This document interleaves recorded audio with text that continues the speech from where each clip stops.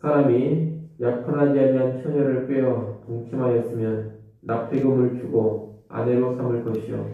만일 처녀의 아버지가 딸을 그에게 주기를 거절하면 그는 처녀에게 납폐금으로 돈을 낼지니라. 너는 무당을 살려두지 말라. 짐승과 행음하는 자는 반드시 죽일지니라. 여호와 외에 다른 신에게 제사를 드리는 자는 멸하일지니라.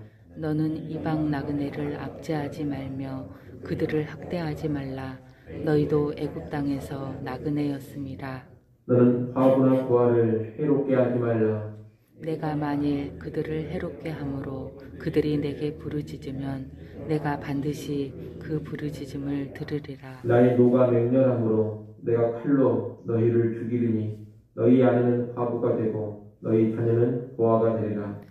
내가 만일 너와 함께한 내 백성 중에서 가난한 자에게 돈을 구워주면 너는 그에게 채권자같이 하지 말며 이자를 받지 말 것이며 내가 만일 이웃의 옷을 변단 잡거든 해가 지기 전에 그에게 돌려보내라. 그것이 유일한 옷이라.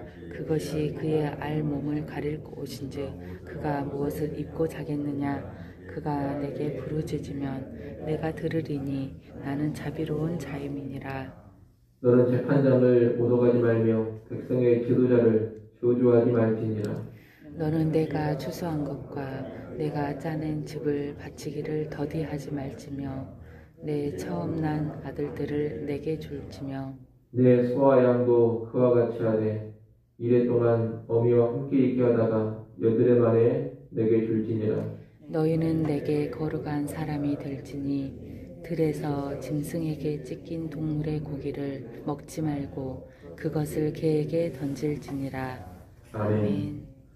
오늘 본문의 말씀은 사회적인 책임, 윤리적인 책임에 관한 다양한 율법의 말씀들입니다.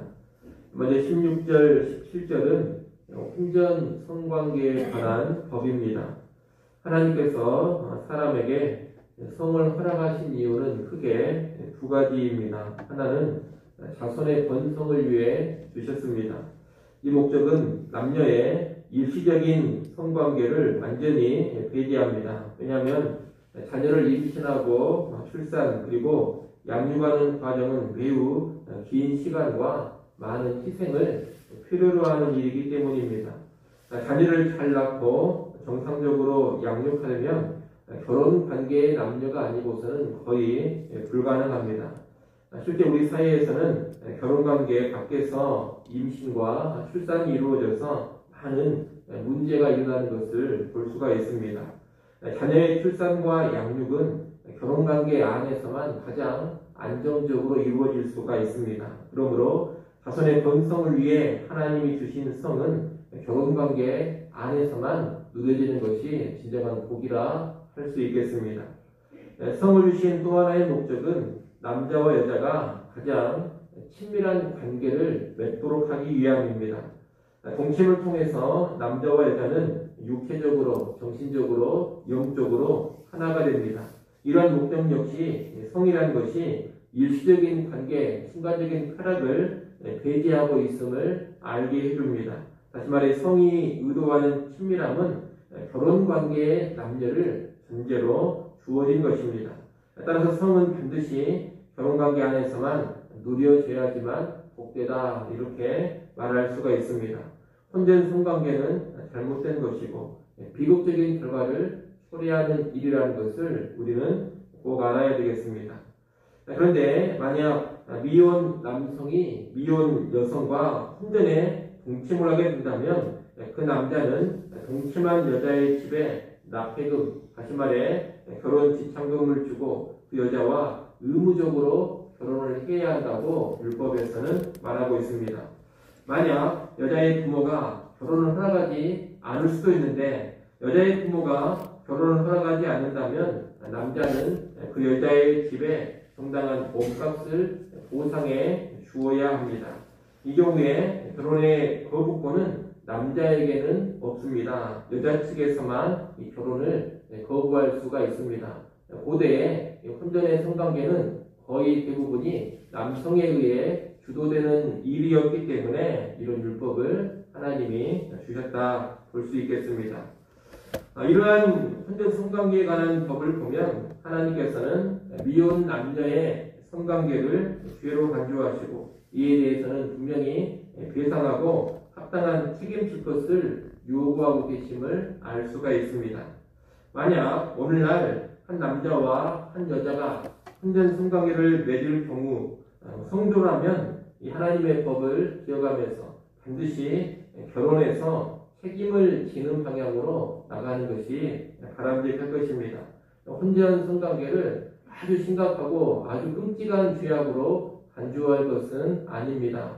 율법에도 보면 미혼 남녀가 혼전에 성관계 맺는 것은 분명히 잘못한 것으로 간주를 하지만 어마무시한 죄로 보는 것은 아닙니다. 하지만 이와 같은 하나님 앞에서 혼전 성관계는 온전한 거룩의 수준은 아니라는 것을 이 시대의 그리스도인들도 분명히 알아야 하겠습니다. 하나님께서는 성이라는 것을 결혼관계 안에서만 누리도록 주셨기 때문에 혼전 성관계는 율법에서 또 성경 전체적으로 금하고 있는 겁니다. 이것을 잘 기억하면서 혼전 성관계를 주의하고 언제나 성이라는 것은 결혼관계 안에서만 향유하는 그런 방향으로 나아가야 하겠습니다.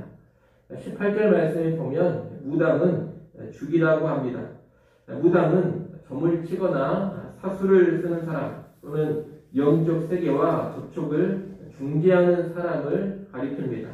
그런데 이런 무당이 이스라엘 백성 안에는 결코 존재해서는 안 됩니다. 하나님은 이런 행위를 금하시고 이런 행위를 하는 자가 있다면 죽이라고 명하고 있습니다.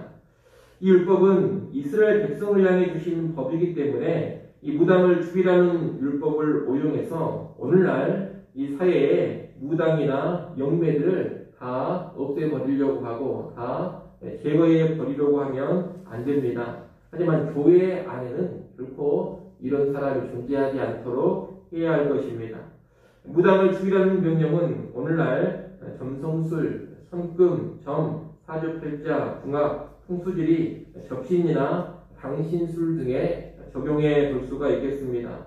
우리 사회에서는 여전히 이런 문화가 많이 있습니다만 하나님의 백성들은, 교회의 성도들은 결코 이런 금지된 영역에 빠져들어서는 안 될 것입니다. 구약의 율법에 따르면 이런 죄는 사형에 해당되는 아주 심각한 죄라는 것을 알고서 이런 죄로부터 우리 자신을 철저히 지킬 수 있어야 하겠습니다. 19절 말씀은 짐승과 성관계를 맺는 수간을 금지하는 법입니다. 고대 세계 이방인들의 신전 제사에서는 이 수간이 종종 행하여졌습니다. 이것은 생물의 번식력을 기원하는 차원에서 이루어지는 행위였습니다. 그러나 하나님은 이것을 가증스럽게 여기시며 금하십니다. 수간은 일종의 성교착이요 하나님 주신 자연 질서를 거스르는 죄악입니다. 언제나 하나님께서 성을 주신 이유를 우리가 잘 기억해야 합니다. 앞서 말씀드린 것처럼 이 성이라는 것은 자손의 번성을 위해서 그리고 결혼한 남녀의 깊은 관계, 친밀한 관계를 위해서 주신 것입니다. 수간은 이런 목적의 성을 메고 가는 것이요 하나님의 뜻을 적극적으로 대적하는 행위입니다. 그런 이런 행위가 결코 우리 삶에 발붙이지 못하도록 해야겠습니다. 아울러 수간만이 아니라 하나님이 주신 성의 목적을 이탈하는 모든 그릇된 변태적이고 성도착적인 그런 행위들을 신자는 철저히 거부해야 하겠습니다. 20절 말씀은 여호와 하나님 외에 다른 신을 섬기는 자는 죽이라는 명령입니다. 이스라엘은 하나님과 언약을 맺은 백성입니다. 이런 백성 가운데 여호와 하나님이 아닌 다른 신을 섬기는 사람이 있다는 것은 있을 수가 없는 일입니다. 그런 자는 사형이라는 형벌을 받아야 합니다. 오늘날은 교회 안에 이런 행위가 있어서는 안 된다 이렇게 적용할 수가 있겠습니다. 교인으로서 여호와 하나님이 아닌 다른 신을 섬긴다라는 것은 있을 수가 없는 일입니다. 혹시라도 교인 가운데 그런 사람이 있다면 그런 사람은 영적 죽음에 해당되는 출교를 시행해야 할 것입니다. 다른 신을 섬기는 자가 교회 안에 존재하지 않도록 해야 한다는 겁니다. 21절부터 27절까지 말씀은 가난한 자들에 대해서 자비를 베풀 것을 명령하는 법입니다. 당시 고아와 과부 그리고 나그네는 가장 힘들고 어렵게 사는 사람들입니다. 하나님의 백성은 이런 사람들을 학대하거나 괴롭히지 않아야 합니다. 하나님은 가난하고 힘없는 사람들을 학대한다면 그들의 부르짖음을 반드시 듣겠다고 말씀하십니다. 그리고 진노하시고 학대하는 자들을 벌하시겠다, 치시겠다고 경고하십니다. 우리 여호와 하나님은 고아의 아버지시요 과부의 남편이며 나그네의 보호자가 되십니다. 그러므로 고아와 과부, 나그네를 괴롭히는 사람은 누구를 대적하는 것이냐? 하나님을 대적하는 것입니다. 따라서 우리는 하나님을 대적하는 그런 어리석음을 결코 범하지 않아야 하겠습니다.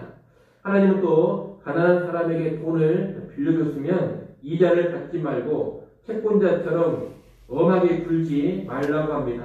또 가난한 사람의 옷을 전당 잡았다면 밤이 될 때 그 겉옷을 다시 돌려주라고 합니다. 이 당시에는 겉옷이 곧 사람의 이불 역할을 했습니다. 그러니 차가운 밤에 겉옷이 없어 추위에 떨지 않도록 밤이 되면 겉옷을 다시 돌려주라는 겁니다. 사실 가난한 사람을 포함해서 누군가에게 돈을 빌려줬다면 당연히 빌려준 돈을 갚으라고 요구할 수 있고 마땅히 받아야 될 권리가 있습니다. 하지만 그럼에도 불구하고 하나님께서는 가난한 사람을 향해서는 그런 정당한 권리라 하더라도 무자비하게 행사하지 않도록 이런 율법을 제정해주고 계신 겁니다. 이를 통해 우리는 정당한 권리라 하더라도 상대방을 너무 괴롭게 하면 안 된다는 것을 배우게 됩니다. 언제나 사랑 가운데, 자비 가운데 우리의 권리 행사도 이루어져야 하는 겁니다. 오늘 보면 무자비한 채권자들이나 잔혹한 사채업자들이 있습니다. 이들의 행동은 하나님 앞에서 심히 악한 것입니다. 하나님께서 반드시 그러한 죄악에 대하여 심판하실 겁니다. 따라서 우리가 혹시라도 돈을 빌려줘서 채권자의 입장에 든다면 결코 무자비하게 행동하지 않도록 주의해야 하겠습니다. 특히 가난한 사람들을 더욱더 조심스럽게 대하면서 그들 향한 권리 행사도 엄하지 않도록 자제할 줄 아는 그런 사랑의 마음을 품어야 하겠습니다. 아무쪼록 가난한 사람을 향해서는 언제나 사랑과 자비로 대해가는 우리 성도들이 될 수 있기를 바랍니다. 28절은 재판장과 지도자를 모독하거나 저주하지 말라는 법입니다. 우리는 하나님이 세우신 권위를 무시하거나 업신여기면 안 됩니다. 모든 권위는 하나님께로부터 납니다. 그래서 권위를 무시하거나 업신여기면 하나님을 대적하는 일이 됩니다. 우리는 이것을 알고서 이 땅의 모든 권위를 또한 특별히 정치적인 권위를 존중할 줄 알아야 하는 겁니다. 권위를 존중하라는 말은 권위에 대해서 무조건 절대 복종해라 이런 의미는 아닙니다. 권위를 가진 사람이 권위를 악용하거나 오용할 때 우리는 항의할 수 있고 이의를 제기할 수 있습니다. 그러나 우리는 일단은 권위를 가진 사람들을 존중해야 하고 그들이 정당한 권위를 행사한다면 마땅히 순복할 줄 알아야 합니다. 그것이 하나님을 섬기는 사람들의 합당한 태도입니다. 이것을 유념하시고 이 땅의 권위, 특히 정치적인 권위를 가지고 있는 사람들을 존중할 줄 아는 그런 그리스도인들이 되시기를 바랍니다. 국가 지도자를 향해서 함부로 멸시하는 말을 한다든가 욕설을 한다든가 그런 행태를 주의하시기를 바랍니다. 그런 행태는 하나님께서 죄악으로 간주하십니다. 이를 꼭 기억하시고 오늘날 정치적인 갈등이 심각한 가운데 정치 지도자를 향한 온갖 비방과 멸시와 욕설이 난무하지만 자기 자신을 잘 지켜가는 우리 성도들이 되시면 좋겠습니다. 29절, 30절은 하나님을 섬기는 법을 말하고 있습니다. 거기 보면 첫 열매, 첫 아들, 그리고 가축의 처음 난 것을 하나님께 드리라고 합니다. 첫 것은 첫 결과라는 의미도 있고 가장 좋은 것이라는 의미도 있습니다. 하나님은 이것을 먼저 나에게 바쳐라 이렇게 명하시는 겁니다. 특히 첫 아들과 첫 가축의 새끼는 유월절과 연관해서 하나님의 소유로 선언된 것입니다. 이스라엘은 이것을 잘 알고 하나님의 것을 하나님의 것으로 인정하며 속히 드려야 하는 것입니다. 오늘날 이 규례를 우리 집의 첫 아들을 하나님께 바치겠다. 첫 월급은 전부 헌금하겠다. 꼭 이런 식으로 적용할 필요는 없습니다. 그러나 어떤 모양으로든 우리의 모든 노력의 첫 결과 또는 우리의 가장 좋은 것을 기쁨으로 하나님께 드릴 줄은 알아야 할 것입니다. 이것이 하나님을 존중히 여기고 경외하는 태도라 말할 수가 있겠습니다. 마지막으로 31절은 야생 동물에게 죽임당한 가축은 먹지 말라는 법입니다. 이 법을 주신 이유는 다른 것이 아닙니다. 하나님께서는 율법에 가축을 피 있는 채로 먹지 말라 그렇게 말씀하셨기 때문입니다. 이 피라는 것은 곧 생명이요. 그래서 피는 아주 특별하게 다루어져야 합니다. 그래서 이스라엘 백성은 가축을 잡을 때 언제나 피를 먼저 다 빼고 피가 다 빠진 상태의 고기만을 먹습니다. 그런데 야생 동물에게 찢긴 가축은 그 살에 피가 고여 있습니다. 그래서 가축이 야생 동물에게 죽임당했을 때 그 가축을 먹게 되면 당연히 피 있는 채 먹을 수밖에 없습니다. 그래서 하나님은 그런 행위를 금하시는 겁니다. 철저하게 율법을 지켜서 거룩함을 유지하기 위해서 이런 법을 주셨다 하겠습니다. 이렇게 우리는 오늘 다양한 율법의 말씀들을 간략하게 봤습니다. 성에 관한 법들, 무당에 관한 법, 가난한 자들에 대한 법, 권위에 대한 법, 하나님을 경외하며 귀한 것을 바쳐 숨기는 그런 법을 봤습니다. 이 모든 내용을 오늘 우리가 문자적으로 그대로 적용할 수는 없겠습니다만 이 법들을 주신 그 정신을 잘 알고서 그 정신을 잘 지켜갈 수 있어야 하겠습니다. 여러분 성가인관에서 언제나 거룩의 수준을 잘 유지해 가시기를 바랍니다. 그리고 사랑으로 살고 정의로 살아가시길 바라고 권위를 존중하며 살아가시고 여호와 경외하며 사시기를 바랍니다. 그런 삶에 하나님께서 풍성한 은혜를 주실 겁니다. 기도하겠습니다. 하나님 아버지, 여러 가지 다양한 율법의 말씀들을 보았습니다. 이 율법의 정신과 의미를 잘 들어가게 하시고 오늘 우리의 삶 가운데 적절히 적용해 가게 하여 주시옵소서. 성의 타락이 심한 시대입니다. 온갖 미신과 온갖 그릇된 영적인 행위들이 난무한 시대입니다. 가난한 자들을 향한 자비도 사라지는 시대요. 권위를 멸시하는 시대요. 하나님을 경외하는 것도 상실해버린 시대입니다. 이런 시대 가운데 더욱더 우리가 근신하여 깨어있게 하시고 하나님 기뻐하시고 원하시는 삶으로 나아가게 하여 주옵소서. 거룩하고 정결한 성도들 되게 하시고 사랑과 자비가 풍성한 성도들 되게 하시며 이 시대에도 여호와를 기쁨으로 섬겨가는 주의 백성들 되게 하여 주시옵소서. 하나님, 이 시간 우리를 깨워주시고 주의 전전으로 불러주시며 기도할 수 있게 해주셔서 감사합니다. 기도한 이 시간 예수 이름으로 성령 안에서 구할 수 있기를 소원합니다. 우리의 구하는 기도의 제목들 사랑의 하나님, 능력의 하나님 들으시고 귀한 응답들을 허락하여 주시옵소서. 이 시간을 통하여서 다시금 우리의 속사람이 새로워지게 하시고 오늘 하루도 승리하며 살아갈 수 있는 위로부터의 능력을 공급받게 하여 주시옵소서. 예수님의 이름으로 기도드리옵나이다. 아멘.